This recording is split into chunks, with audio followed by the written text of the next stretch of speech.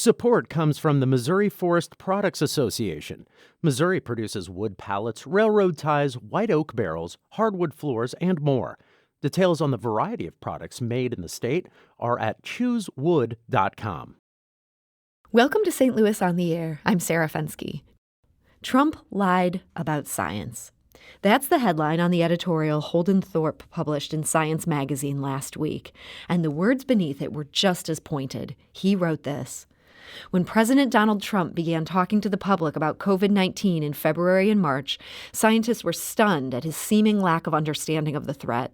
We assumed that he either refused to listen to the White House briefings that must have been occurring, or that he was being deliberately sheltered from information to create plausible deniability for federal inaction. Now, because famed Washington Post journalist Bob Woodward recorded him, we can hear Trump's own voice saying that he understood precisely that severe acute respiratory syndrome coronavirus 2 was deadly and spread through the air. As he was playing down the virus to the public, Trump was not confused or inadequately briefed. He flat out lied repeatedly about science to the American people. These lies demoralized the scientific community and cost countless lives in the United States. And that is just the beginning of this editorial. And joining me today to talk about it is Holden Thorp. He's the editor-in-chief of Science, and he is also the former provost at Washington University. So Holden, welcome to the show. Thanks, Sarah. It's great to be here. So this is such a blistering attack. What made you decide to take on the president so directly in a scientific journal? Well, we have been writing about this. I have been writing about this really ever since March, and I've written a lot of tough pieces about the administration's take on this, starting with in March when Trump tweeted that COVID was just the flu, and he was saying, his folks were saying it was contained.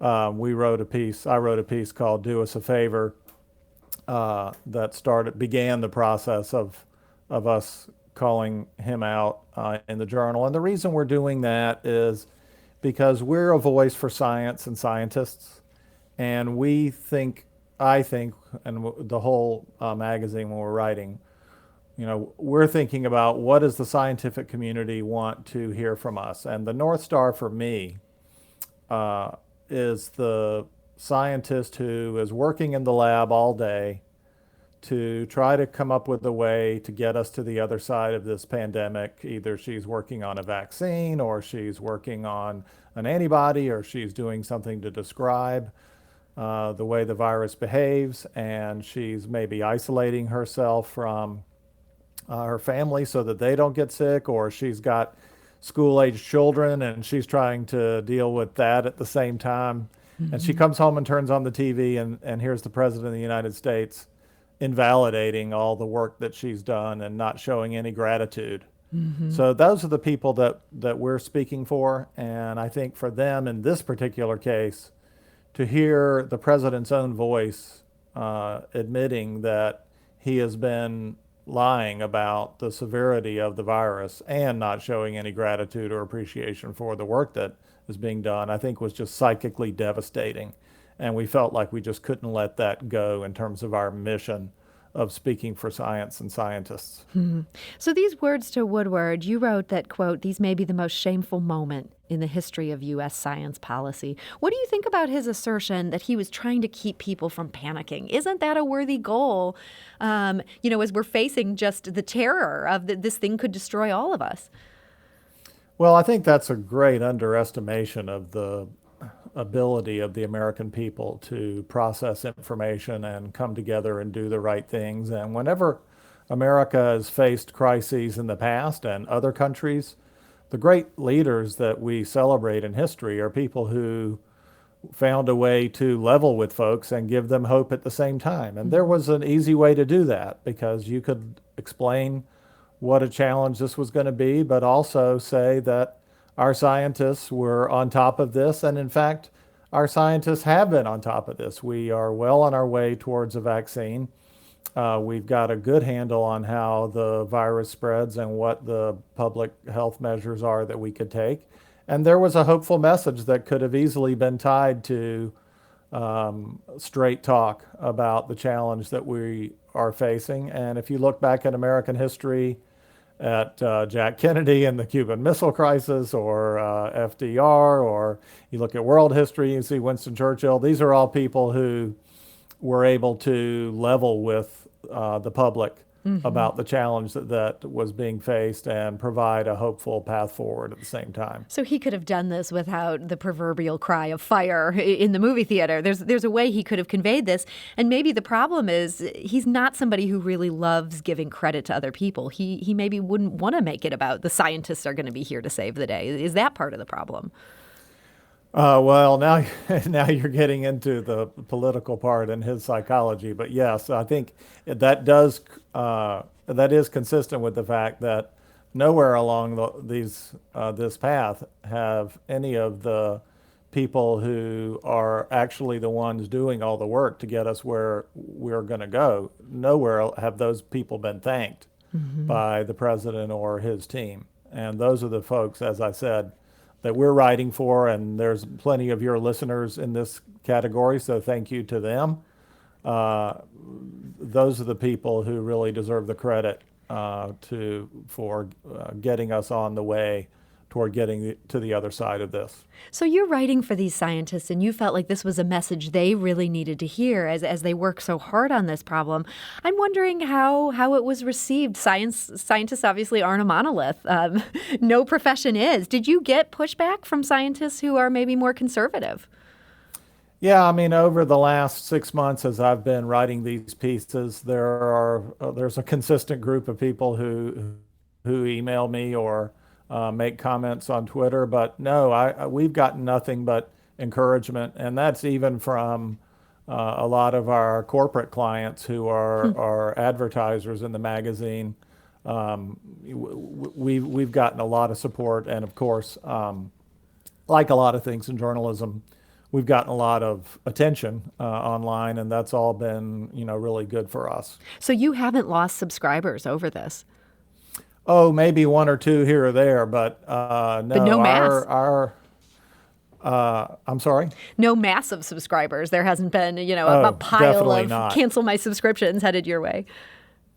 No, and most of our readers access science through institutional licenses that the universities have, and what we provide to the universities is research, commentary, and news, and there's a huge amount of appreciation for that as we've gone through COVID, and our page views and all of that are at record levels. And March was the biggest month in the history of Science magazine and our website, but we've continued to sustain that as we've gone through this. So this editorial you wrote in March, I do want to chat a little bit about this one too, because this is also incredibly pointed at the president. And part of what you're talking about there are the deep cuts that his budgets have made to science. You say it's happened over the past 4 years. There have been cuts to funding for the Centers for Disease Control and Prevention and the NIH. You write, with this administration's disregard for science of the Environmental Protection Agency and the National Oceanic and Atmospheric Science Administration, and the stalled naming of a director for the Office of Science and Technology Policy, all to support political goals, the nation has had nearly 4 years of harming and ignoring science. Now the president suddenly needs science. This idea of all these cuts and the impact that they've had, do you think this has severely weakened the Centers for Disease Control ability to respond in this crisis? Well, thankfully, in basic science, the president has proposed cuts in his budget, but Congress has put the funding back in. And so support for things like the NIH and the NSF has actually had modest increases, although those are not there because the president wanted those. He had deep cuts in his budgets. On the public health side, as I think a lot of people have written about, there have been a lot of cuts, and as we're seeing with the CDC, really just removal of their influence and deep political tampering with scientific information, and that is of deep concern. It's certainly hurting us in this whole process in terms of managing this on the public health side. I'm curious what a departure this is or isn't as far as Science, the magazine goes. Are these editorials you've been running the type of thing your predecessors would have done, or is this fairly unusual that you're taking on the politics so directly? Well, it's been a little more direct than it has been in the past, but certainly I'm not the first editor-in-chief to take issue with some things that the administration has been doing. On climate change, we've been very strong anytime the administration that was in place at the time has done anything to hurt environmental protection or to deny climate change. And so many of my predecessors have been outspoken about that. And I had one predecessor who's probably the most beloved science editor-in-chief, and that's Don Kennedy, who had been the president of Stanford before he got this job. And he was very outspoken about the Bush administration. Science is a three-part magazine. We have world-class, highly influential research articles that are just like any research journal. We have a news section that employs some of the very best, we think the very best science news writers in the world that report on these kinds of topics. And then we have a commentary section, and that is the voice of lots of different scientists speaking out about science. But I have the privilege of getting to be one of those now almost every week. And there's certainly never been a time when science was in the news broadly to the extent that it is now. Would you like to see more scientists do what you're doing to call these things out directly and very loudly? Yeah, I think unfortunately there are a lot of scientists who don't feel like they have the opportunity to say everything that they want to say. I mean, I'm very lucky because I work for the CEO of the American Association for the Advancement of Science, who's a scientist, and for the board of the AAAS, who are all very prominent and practicing scientists. So they are very supportive of the things that I've been saying. A lot of scientists, many of them work in the federal government, and they're kind of walking on eggshells, trying to make sure that they are truthful with people, but they're limited in what they can say. And many scientists at universities really don't want to get into the arena quite to this extent. And so I feel like I've been given an opportunity to speak for a lot of those folks, and I'm happy to do it. But I also believe that science needs to recognize the fact that, over the last 40 years or so, as we've seen environmental regulations degraded, and as we've seen changes in the way people teach science, that it's not consistent with what we know about the world. And now with the dismantling of our public health infrastructure, that, we can't take this position that, science is not political and we can just do our work and look at our spreadsheets and put our data in the journals and let the rest of the world figure out how to process this for us. That's what's gotten us into this situation. And we really need to recognize that we operate in a political environment. We're funded by the federal government, and many of our scientists work for the federal government or are funded by them, and we are, by definition, part of the political environment of the country. We're talking today to Holden Thorp. He's the editor-in-chief of Science Magazine. He's also the former provost of Washington University. And we do want to invite you to join the conversation. Do you think more scientists should wade into the political fray? Why or why not? You can give us a call at 314-382-8255. That's 382-TALK. You can also send us a tweet at STL on air, or you can email us at talk@stlpublicradio.org. We'd be especially interested in hearing from scientists. What's your take on this? We do need to take a quick break, but we'll be back shortly to continue this conversation. This is St. Louis on the Air on St. Louis Public Radio. That's 90.7 KWMU. Support comes from the Missouri Forest Products Association, providing more than 41,000 jobs in the production of wood pallets, railroad ties, white oak barrels, hardwood floors, and more. Details at choosewood.com. And now back to our conversation. We're talking today to Holden Thorp. He's the editor-in-chief of Science magazine. He's also the former provost at Washington University. And he has been writing some blistering attacks on President Trump lately, and particularly Trump's handling of science. And Holden, I did want to ask you, you're encouraging other scientists to speak out on issues when they can. Do you worry that a potential side effect could become that science becomes even more politicized in the way masks, they should be this maybe neutral thing that we're all just doing to help the common good? Instead, it's become a Republican or Democrat issue. Are you worried that could happen to science as a whole? Well, I think that's already happened to science as a whole. And so I think certainly that was the argument for why scientists should stay out of the fray more.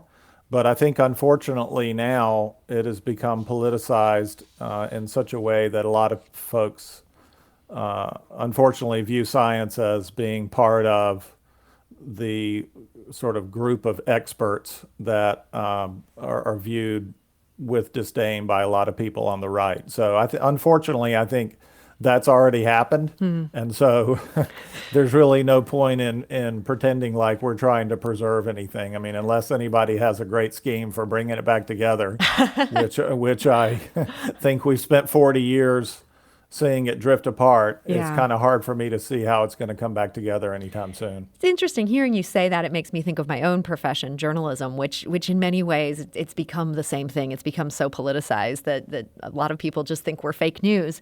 And so many newspapers have inveighed against President Trump in their editorial pages. It doesn't seem to do anything to change his support. What do you think you can help change by writing these editorials when so many editorials have already been written? Yeah, well, as I said, I don't really think of myself as someone who's writing an editorial that is going to change a lot of minds. What I'm trying to do is provide kind of a release for a lot of folks in science who are feeling attacked and want someone to speak up for them. So that's really my objective. I don't think that little old Science magazine with our what we think is a lot, and is a lot for a science journal, 1 million people a day or something like that looking at our website. Yeah, that's not bad. That's not bad. We're happy to have it, and we appreciate all the traffic, but that's not something. When Ben Shapiro's getting 50 million people to look at one of his Facebook posts, it's kind of hard to see how our editorials are going to move the meter. But yet you're there to sort of provide that exhortation to the people who maybe need that encouragement. They're working in the lab. Yeah, we want to encourage those people to keep going and to feel like there's somebody here speaking for them. And certainly we get a lot of great positive feedback that we're doing that. And that's our philosophy with the whole publication. Our news, when we decide what we're going to cover in our news section, we think about what scientists are going to want to read about. Occasionally, especially during COVID, we've had some news stories that have crossed over into the mainstream media. But for the most part, we're a journal and a magazine that's for scientists, and that's what we're trying to do. So I don't think that my editorials are really going to change anybody's mind, unfortunately. But they're there to help bring our community together. I want to go to the phone lines. Harry is calling from University City. Harry, hi, you're on St. Louis on the Air. Hello. I'd like for your guest to comment maybe along the lines is how can students, when they're in graduate school, for example, be prepared to step up and to advocate for scientists in the public arena? I was in graduate school, and the focus of my training was just to be an objective scientist, so to speak, and not tread into the political arena. So how would your guest suggest facilitating how future scientists, in terms of their educational preparation, be prepared for this? Harry, thank you for that question. Holden, I think that's a great question. Yeah, it is. And thanks, Harry. And you're bringing up a lot of different things. One is whether graduate school, the way we do it in science, is adequate. I think most people would say it's not. It tends to focus a lot on the research productivity of the graduate students and not a lot on a lot of these other important issues. So I think a lot of reform needs to happen both by the universities and the funding agencies about making sure that we provide a more holistic education to graduate students while still balancing the need for them to serve the country and science itself by generating novel research.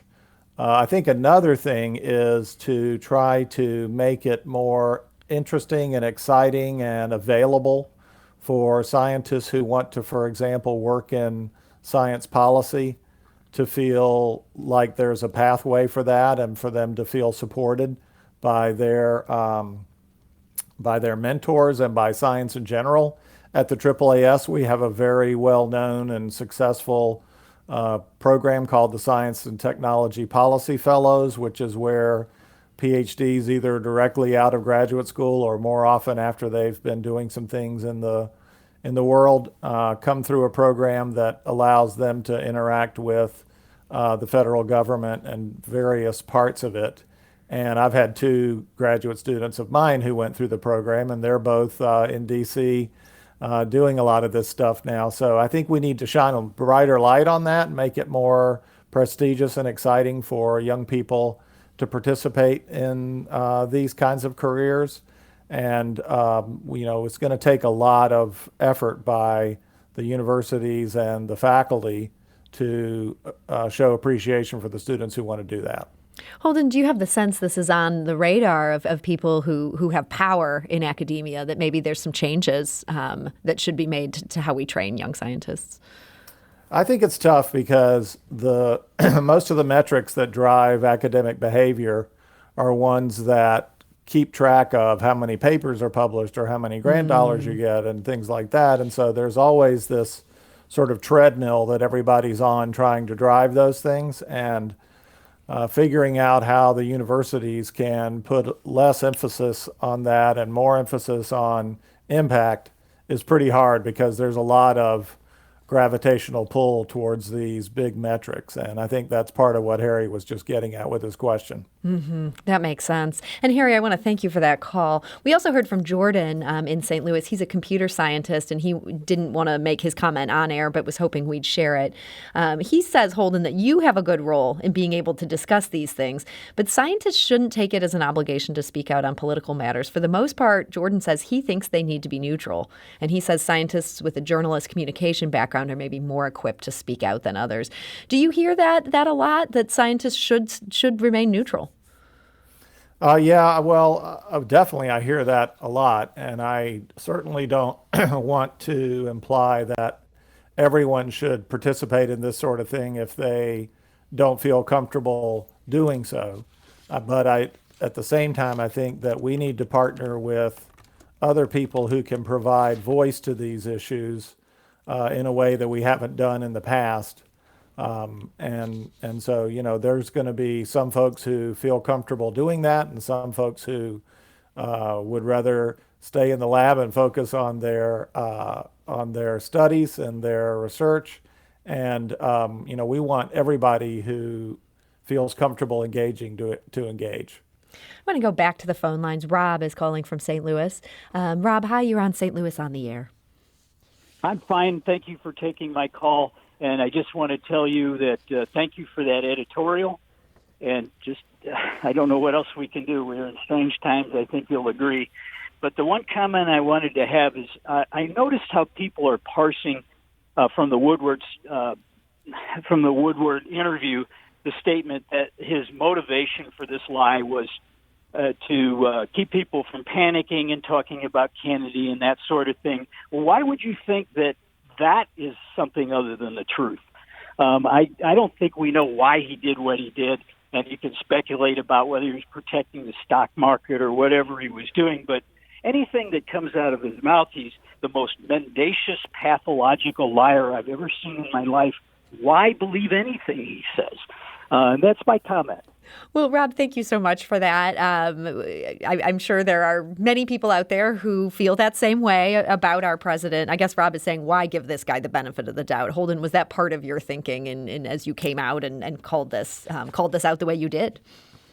Yeah, well, I think as the way this played out, I mean, when when I started speaking out and a lot of other people in March, we were told, oh, you're taking hope away from people, or you're just being so negative, and you're just inventing this. And I think what the Woodward comments show is that none of that was true. And so a lot of these talking points that were given to the allies of the president were completely manufactured. And so it's more about those things being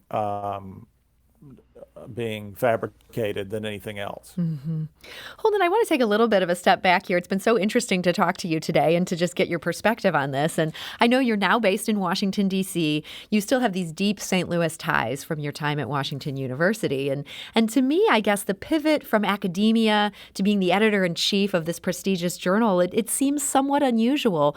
Is it? Am I wrong in thinking that it's unusual to go from being a provost to being an editor-in-chief?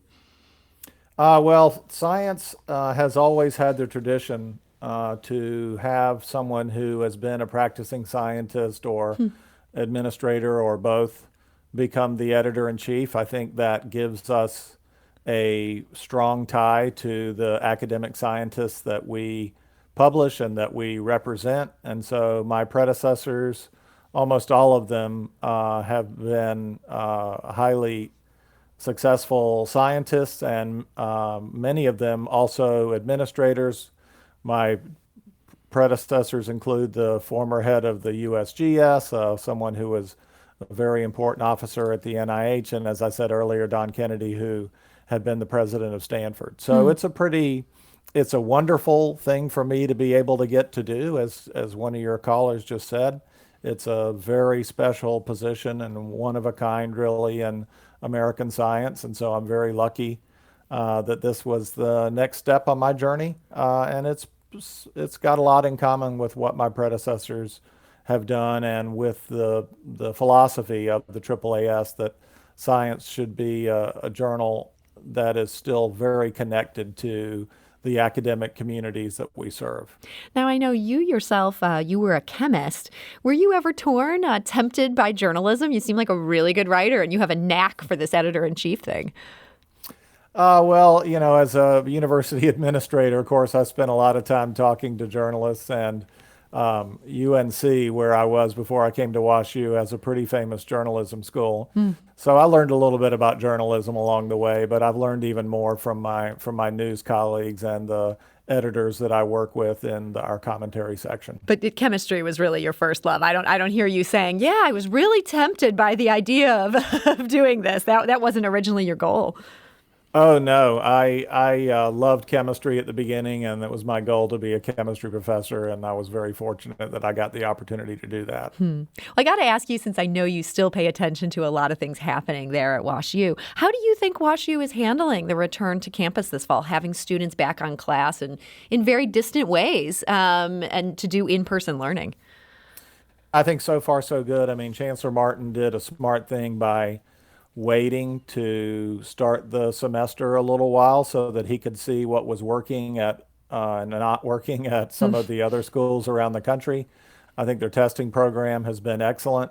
I know a lot about that because my daughter is a WashU undergraduate, so we hear from her whenever she gets another negative test back.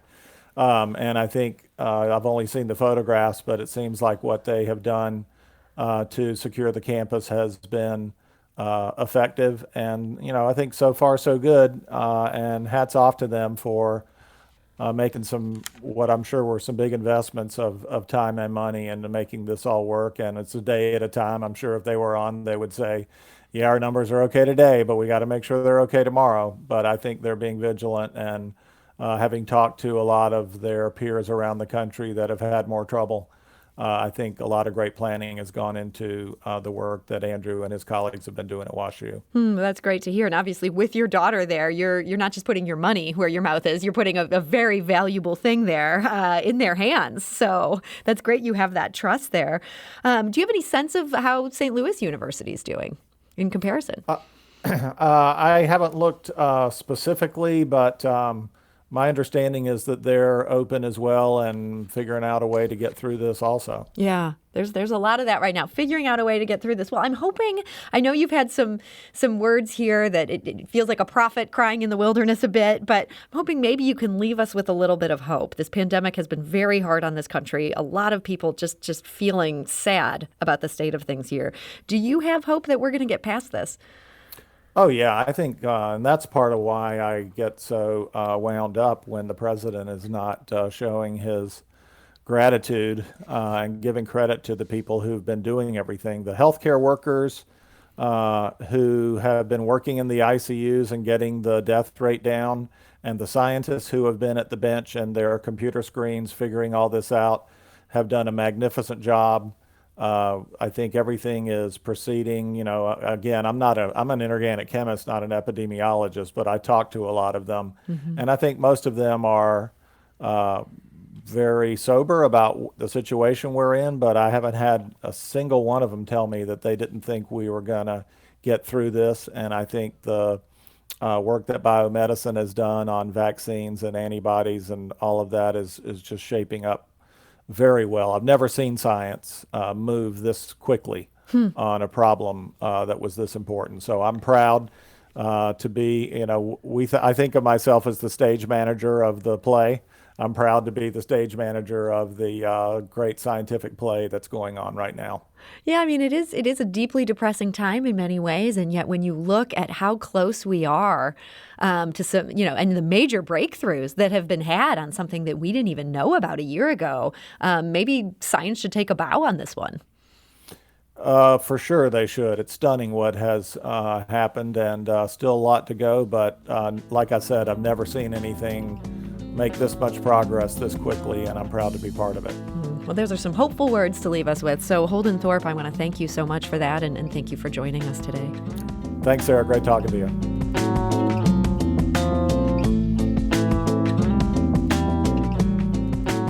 Podcast episodes of St. Louis on the Air are available at stlpublicradio.org, or you can subscribe for free on Apple Podcasts, the Stitcher Podcast app, or wherever you get your podcasts. St. Louis on the Air is a production of St. Louis Public Radio, 90.7 KWMU. Thank you for listening. I'm Sarah Fensky.